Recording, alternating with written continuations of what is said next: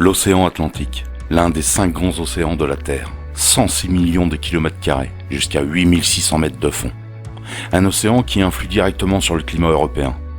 Les dépressions qui circulent en France, d'ouest en est, se forment sur l'Atlantique, en apportant un temps instable, humide et pluvieux. L'anticyclone des Açores, quant à lui, apportant temps sec et ensoleillé. À l'heure où ce reportage est réalisé, sur l'océan Atlantique, un homme rame. Il effectue sa traversée, sans assistance, sans escale, et seul, face aux éléments.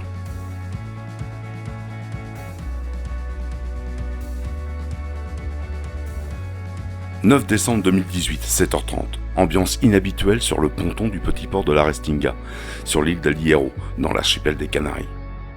Un homme s'apprête à embarquer sur un canot, une équipe s'affaire autour de lui et son embarcation. Ce sont les ultimes préparatifs. Papillon rame sur l'Atlantique, la ligne de départ.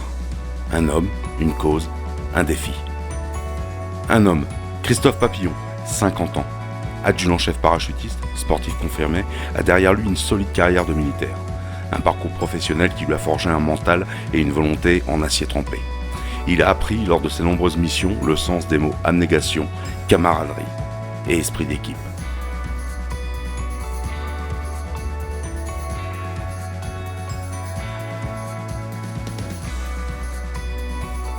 Une cause, parce qu'il a vu nombre de ses camarades tomber au champ d'honneur et laisser derrière eux famille, orphelins et veuves. Il s'est engagé à lever des fonds pour leur venir en aide. Un défi, traverser l'Atlantique à la rame, seul et sans assistance. 5400 km à vol d'oiseau entre les Canaries et la Martinique. Quasiment plus de 7000 en prenant compte de la météo et des courants.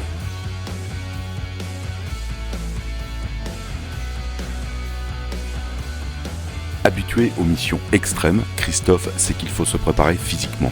Il y consacrera une année complète.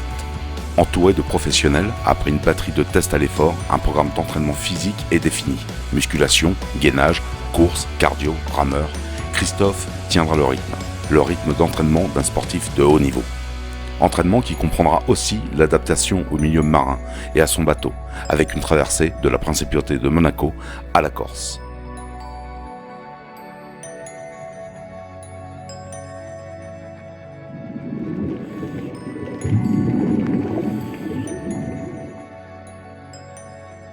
Pour affronter l'océan Atlantique, en toute sécurité, il faut un bateau léger, manœuvrable et résistant. Le canot pour cette traversée est un monotype insubmersible et auto-redressable, conçu par l'architecte naval Jean-Michel Vian, baptisé RKKD par l'équipe de Christophe.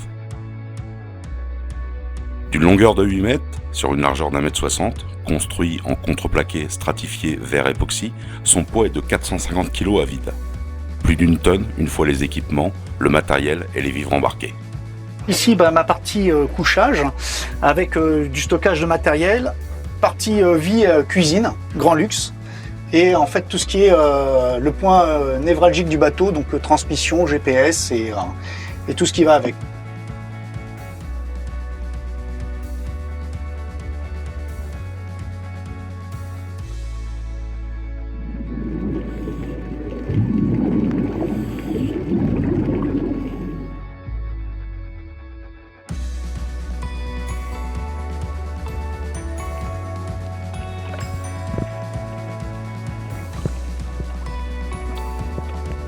Donc voilà, après ce qui m'importe, c'est cette aventure, contrairement à ce qu'on peut croire, elle n'est pas complètement solitaire, puisque en fait, sans nous tous, sans solidarité, en fait, elle n'a aucun intérêt. Donc le but réel, c'est encore une fois de soutenir les veuves et les orphelins de nos camarades.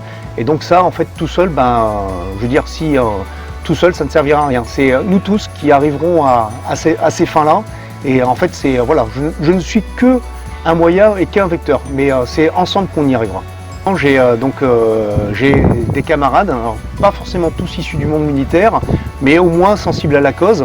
Donc j'aurai en équipe qui restera ici en France, donc un routeur qui s'appelle Éric Dupuis, qui est un camarade et qui lui s'est investi techniquement, puisqu'il a fallu apprendre le métier de routeur, puisque c'est un métier en soi.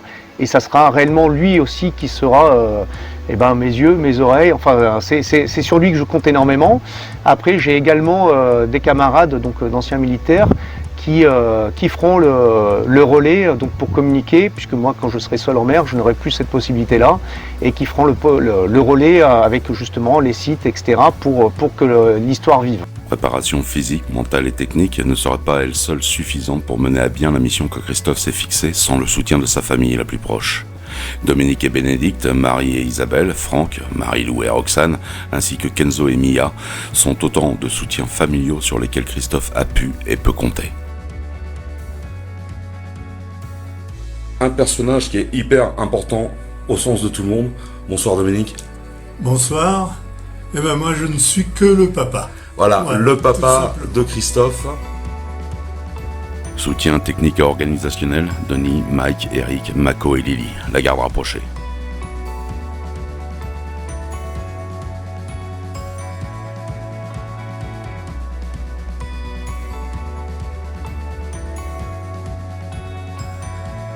Denis, Mike et Mako, les paras, les camarades de toujours, formés à l'école de l'adversité et du dépassement de soi.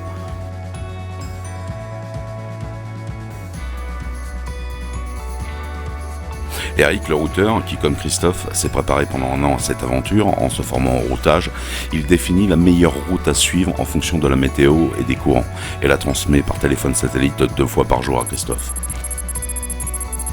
Nous avons le routeur, Eric. Ok, au-dessus de lui. Denis, un ami de 32 ans. Et Mike, pareil, un ami de plus de 32 ans. la base. Mike, c'est la base, on l'a bien compris depuis quelques jours. Sans Mike, il n'y avait rien, quoi. Il n'y a rien de rigolo, surtout. Il n'y avait rien de rigolo, surtout, voilà. Mako et Lily, les locaux de l'étape, de la ligne de départ, basés aux Canaries, ils organisent l'arrivée ainsi que le séjour de Christophe et l'équipe.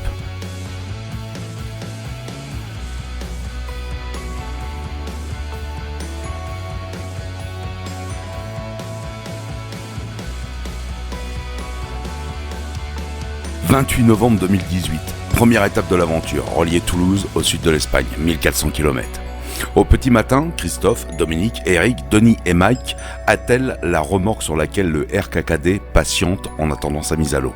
Direction le port de Huelva, où l'équipe embarquera sur le ferry qui 40 heures plus tard les déposera dans l'archipel des Canaries. Le port de Huelva, où Christophe fera connaissance avec Candelaria et Herman Zapp, qui avec leurs 4 enfants bouclent leur tour du monde à bord d'une Graham Page de 1928.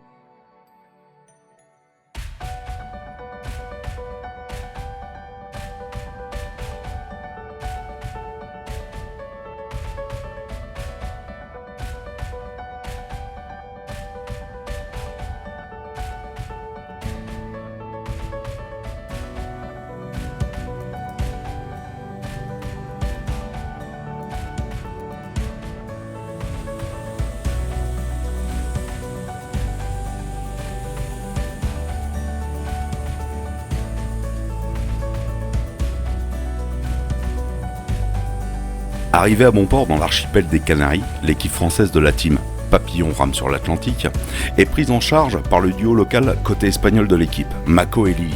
Mako, le kitesurfer qui a développé son activité de réparateur de kites dans l'archipel, et Lily, qui elle est randonneuse et accompagne professionnellement les nombreux touristes désireux de parcourir les îles Canaries à pied, connaissent sur le bout des doigts l'île d'où Christophe, à bord du RKKD, doit prendre son départ. Tout est prévu dans les moindres détails dans le petit port de la Restinga. Installation de la team dans ses appartements, mise en relation avec les autorités maritimes, contact et interview avec la télévision canarienne, bonnes adresses où se restaurer. L'organisation est parfaite et n'a rien à envier aux plus célèbres agences de trekking.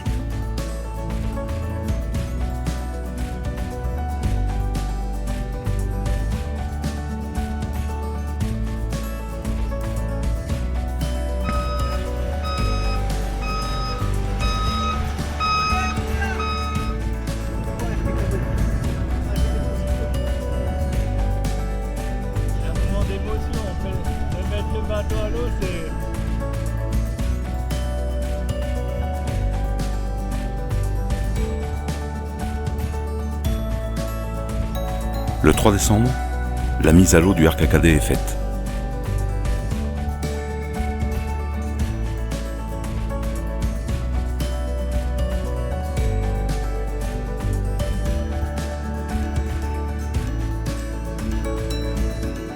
L'embarcation de Christophe trouve rapidement sa place au bout de l'un des 3 pontons du port.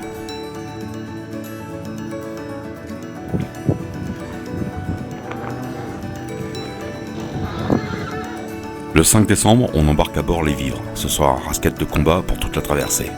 Les prévisions météo ne sont pas bonnes pour les 2 prochains jours. Le 6 décembre, annulation du départ de Christophe, qui devait avoir lieu le lendemain. L'océan Atlantique se fâche et les vagues tapent dur à l'entrée du port, rendant impossible une sortie dans de bonnes conditions. L'équipe positive. Cela va lui laisser le temps de régler quelques détails, dont la livraison par voie aérienne de certaines pièces indispensables au bon fonctionnement de l'un des équipements à bord. L'occasion aussi de décompresser tout en restant concentré et de découvrir l'île d'El Hierro.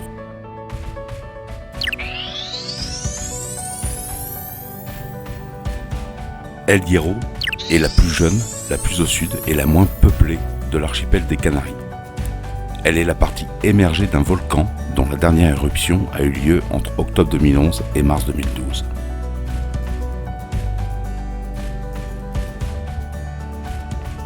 Paradis pour les randonneurs, elle l'est aussi pour les plongeurs avec l'Atlantique à ses pieds.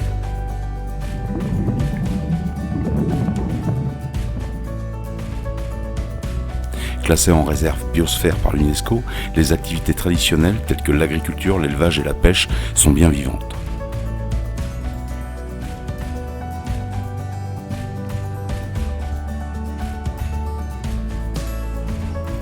C'est d'ici que Christophe Papillon va s'élancer, du petit port de la Restinga.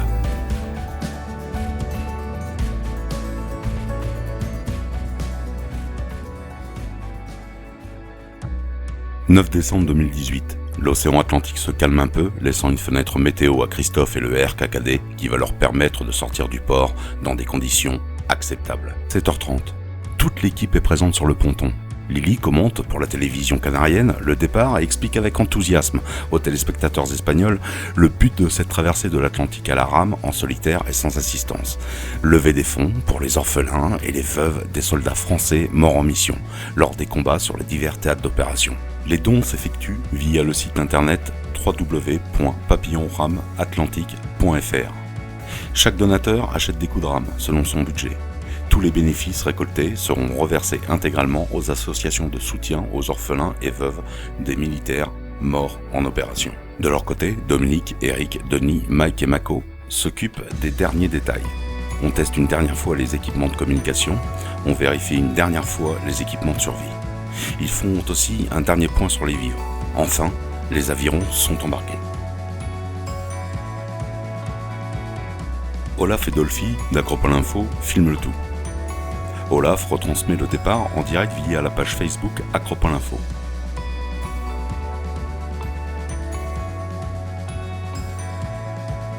Dolphy, de son côté, enregistre ce moment inoubliable pour la banque d'images qui permettra le montage des bulletins info et des reportages pour la chaîne YouTube Acropole Info TV. Les internautes sont au rendez-vous lors de ce direct live. Les messages de soutien affluent d'un peu partout dans le monde. 8h30, le Zodiac de l'école de plongée Hierro Aventura, barré par son propriétaire, Freddy, embarque à son bord une partie de l'équipe, dont Acropole Info, et se dirige vers le RKKD afin de le remorquer hors du port.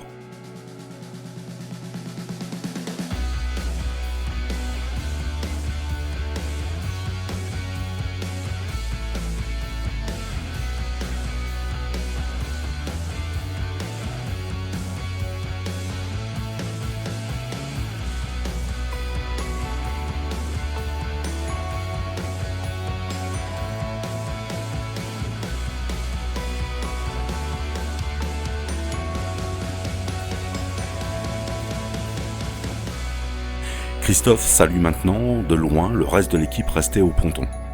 Le départ n'a jamais été aussi proche. La sortie du port se passe sans encombre. Derniers échanges de vive voix avec l'équipe, Christophe, face caméra, en direct via Acropole Info, rappelle la raison pour laquelle il se lance dans cette aventure et adresse ses ultimes messages à ses proches restés en France, dont Véro, qu'il épousera à son arrivée en Martinique. Il est 9h. Le bout qui relie le RKKD au Zodiac est rompu. Nous y sommes. Les avirons sont en place, Christophe s'installe, ce sont les premiers coups de rame. Nous tournons encore quelques minutes autour du RKKD. Derniers échanges radio entre Eric le routeur et Christophe. Dernières images. Nous regagnons le port. La mission commence réellement. Christophe vient de passer la portière, devant lui l'immensité de l'océan, il est seul face aux éléments. Au revoir à tous et gros bisous à toute la famille, à tout le monde et Ils sont là. à bientôt, à bientôt. Et grosse bise à Marie, Véro, Franck, tout le monde. Et Véro, je t'aime. Une fois que je viens de t'épouser.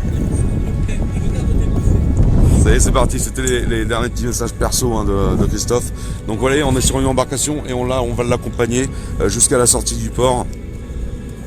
Et ensuite, à lui de jouer, quoi, ça va être parti. N'oublie pas la cause pourquoi je le fais et bien pareil, je remercie tous ceux qui ont cru en moi et n'oubliez pas pourquoi on le fait, c'est pour soutenir les veuves et les orphelins de guerre. Débordé.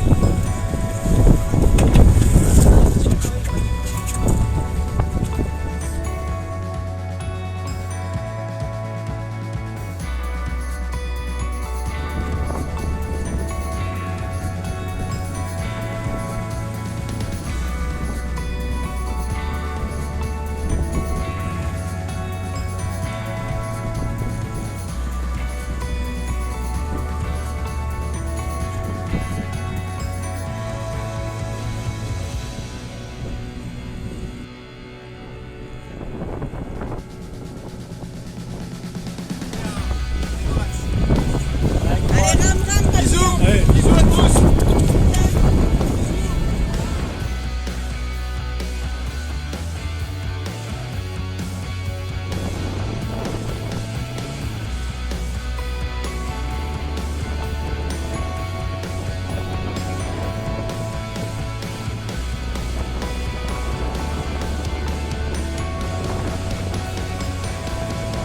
Ça y est, premier coup de rame pour cette traversée de l'Atlantique. En solitaire et sans assistance de Christophe Papillon.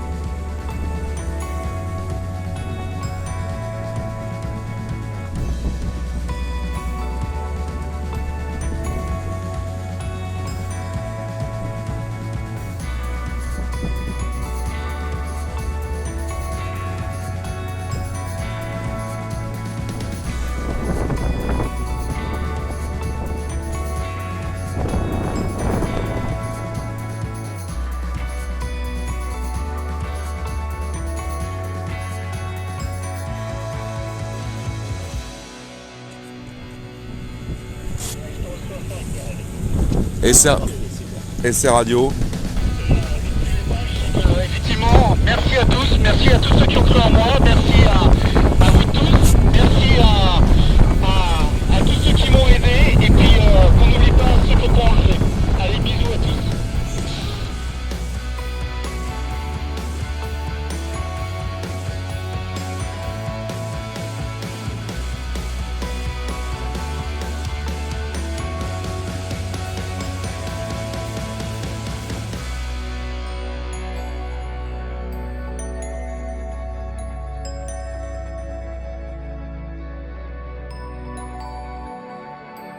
Un petit mot pour ce seul et unique live parce que ça arrivera qu'une fois. Quelle aventure!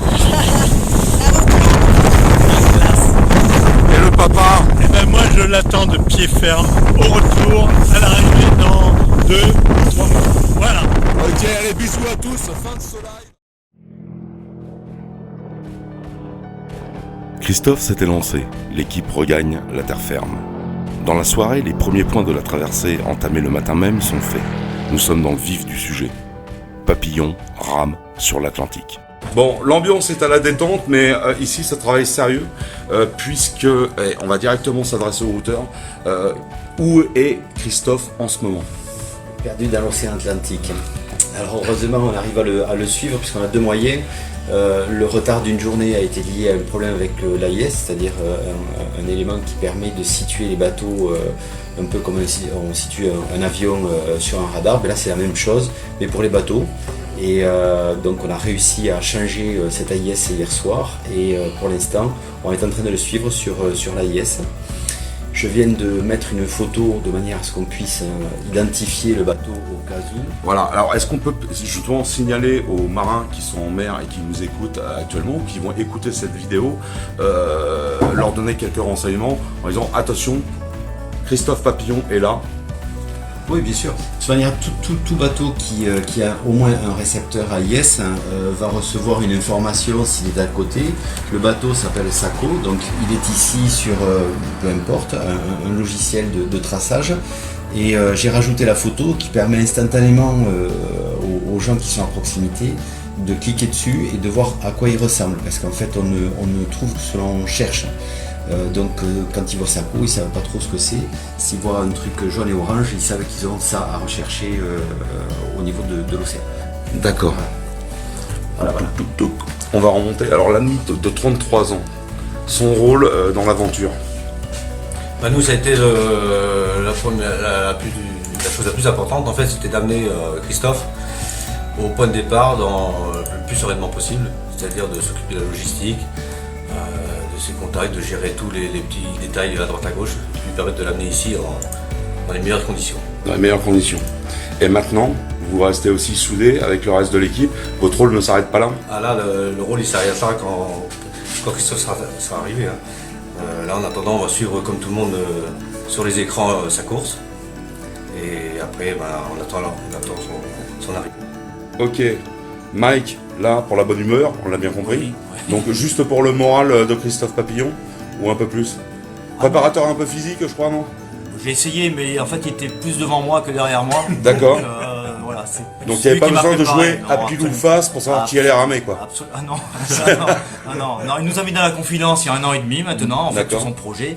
Effectivement, on l'a soutenu, on l'a encouragé et il s'est en fait approprié les choses tout seul. Il a vraiment motivé les personnes autour de lui et c'est lui qui a dégagé plus d'envie que la plupart d'entre nous, quoi. Voilà, Christophe Papillon, c'est un personnage fédérateur? Oui, absolument, oui.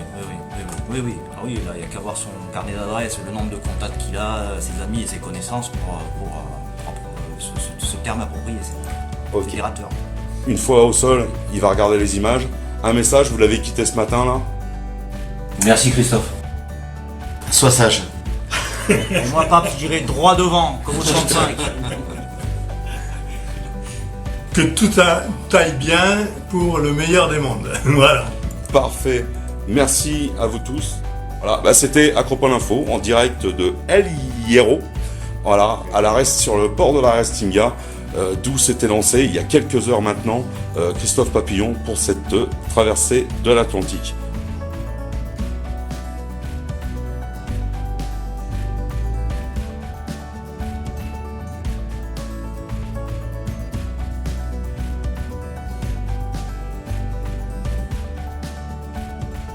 La première semaine en mer de Christophe se passe météorologiquement bien. Cependant, notre rameur n'échappe pas aux étapes logiques et habituelles d'adaptation psychologique et physique au nouvel environnement.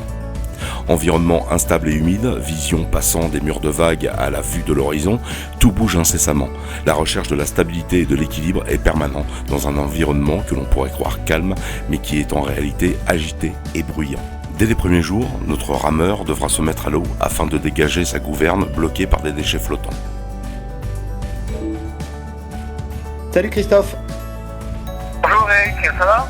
Oui, ça va. Comment s'est passée cette nuit? Bah écoute, pour l'instant, la nuit a été mouvementée puisque le bateau a fait un demi-tour sur lui-même.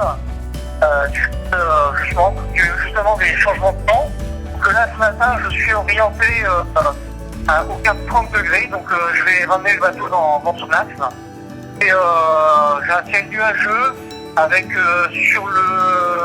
sur mon est maintenant et apparemment de la pluie. Ok, d'accord. Je vais donc te donner la météo pour ce matin. Tu vas avoir un vent qui est au maximum à 10-11 nœuds en matinée, dirigé nord-est. Ensuite, dans l'après-midi, tu vas avoir du vent qui va retomber, le vent devient faible et tourbillonnant.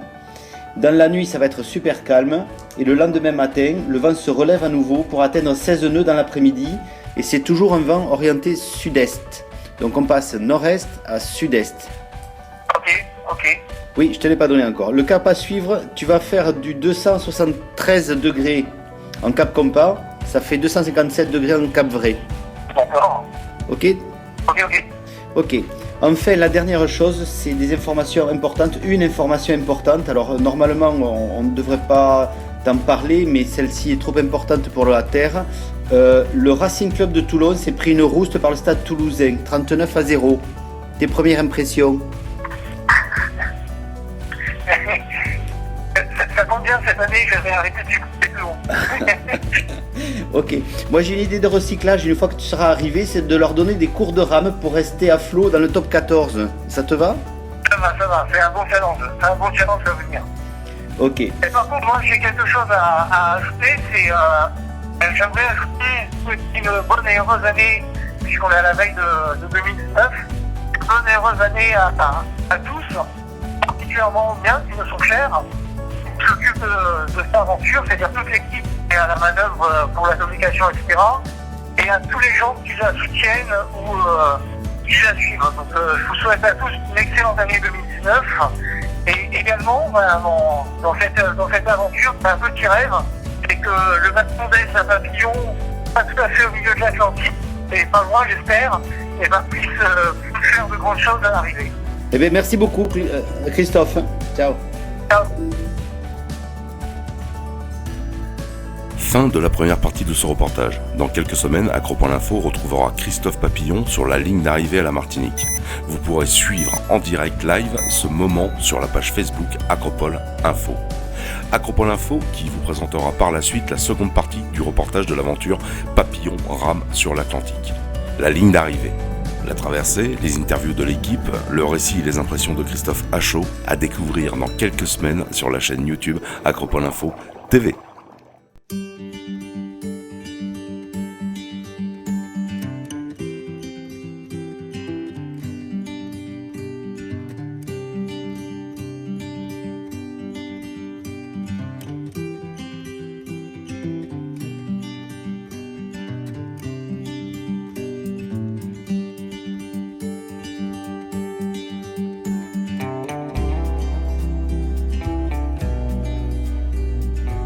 Ce reportage n'aurait pas pu être réalisé sans la participation des associations partenaires d'Acropole Info.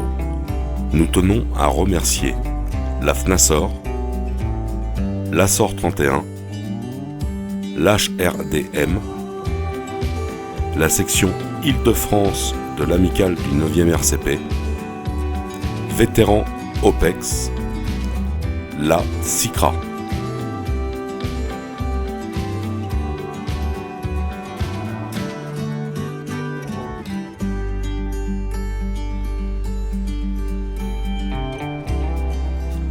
Acropole Info remercie pour leur participation Marie-Amélie Caillard, Marie-Laure Coty, Cathy Bukalski, Laure LB, Odile Paralo, Dominique Papillon, David Josien, Aurélie Laroussi, Angèle Caron, Marie-Hélène Bertrand et Tatiana Umisevich.